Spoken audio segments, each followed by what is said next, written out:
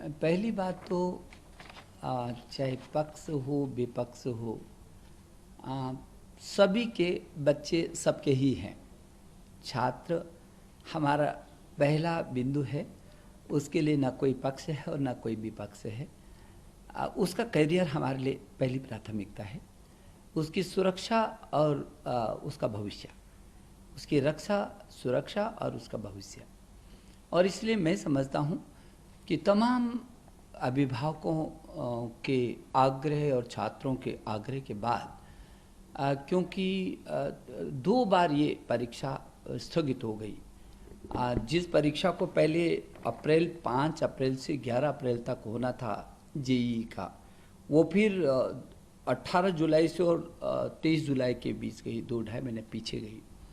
और फिर 2-2.5 महीने पीछे जा कर के अब 1 सितंबर से 6 सितंबर के बीच हो रही है।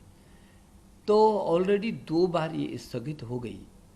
ऐसे ही नीट की भी परीक्षा जो 3 मई को होनी थी, तो जब परिस्थितियाँ ऐसी थी तो फिर हमने 3 मई से पीछे किया और 26 जुलाई को किया।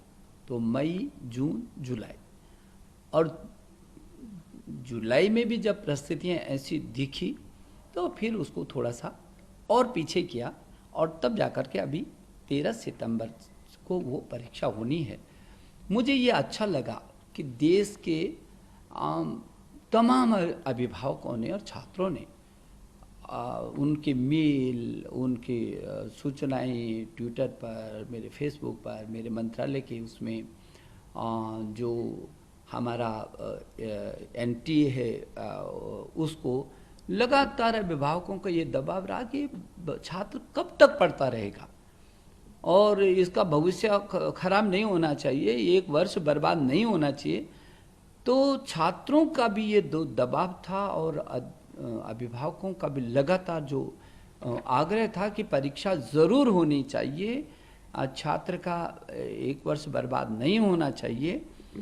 तो ये हमारे लिए काफ़ी उत्साहजनक रहा और हमको लगा कि अब ये परिस्थितियाँ हैं। और इस बीच कुछ लोग ज़रूर करके सुप्रीम कोर्ट में गए, और मुझे ये भी अच्छा लगा कि सुप्रीम कोर्ट ने जिस तरीके से इस सारे प्रकरण को सुना, जिसमें कई प्रकार के तर्क कुतर्क लोगों ने दिए और कहा कि साहब ये नहीं होना चाहिए, तो सुप्रीम कोर्ट ने जो रिट याचिका थी उसको खारिज करते हुए बोला कि हम पाते हैं कि नीट यूजी 2020 के साथ साथ जेईई मेन अप्रैल 2020 परीक्षा से संबंधित प्रश्न में परीक्षा को स्थगित करने के लिए की गई प्रार्थना में कोई औचित्य नहीं है। आखिरकार जीवन जीना है और छात्रों के करियर को लंबे समय तक संकट में नहीं डाला जा सकता है, और एक पूर्ण शैक्षणिक वर्ष बर्बाद नहीं किया जा सकता है। ये सुप्रीम कोर्ट ने ये निर्णय दिया, ये निर्देश दिया, और इसलिए छात्रों की, अभिभावकों की और सुप्रीम कोर्ट की, इन तीनों की मंशा को देखते हुए जो हमारे एनटीए है, जो इसकी परीक्षा की संस्था है, उसने ये निर्णय लिया कि अब इन तिथियों में ये परीक्षा होनी है। मुझे इस बात की खुशी है कि जो एनटीए ने मुझे बताया, डीजी ने बताया मुझे, जब मैंने जानकारी ली कि कुल जेईई में 8,58,000 इसमें कुल अभ्यर्थी थे, और जब इन्होंने इसको पीछे के दिनों में ये तिथि घोषित करके ये कहा कि आप डाउनलोड कर सकते हैं अपना कार्ड, तो 7,50,000 के करीब छात्रों ने डाउनलोड कर दिया।